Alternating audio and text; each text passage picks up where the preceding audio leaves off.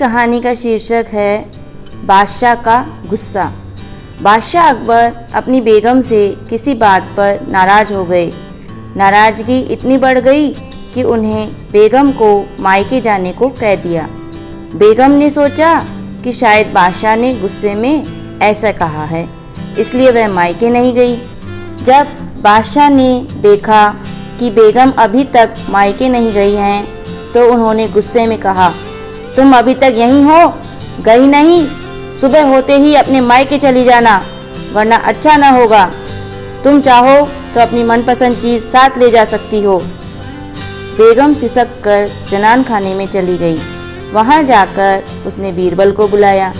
बीरबल बेगम के सामने पेश हो गया। बेगम ने बादशाह की नाराज़गी के बारे में बताया और उनके हुक्म को भी बता दिया। बेगम साहिबा, अगर बादशाह ने हुक्म दिया है तो जाना ही पड़ेगा और अपनी मनपसंद चीज़ ले जाने की बाबत जैसा मैं कहता हूँ वैसा ही करें। बादशाह की नाराज़गी भी दूर हो जाएगी। बेगम ने बीरबल से कहे अनुसार बादशाह को रात में नींद की दवा दे दी और उन्हें नींद में ही पालकी में डालकर अपने साथ मायके ले आई और एक सुसज्जित शयन कक्ष में सुला दिया। जब बादशाह की नींद खुली तो स्वयं को अनजाने स्थान पर पाकर हैरान हो गए। पुकारा, कोई है? उनकी बेगम साहिबा उपस्थित हुई।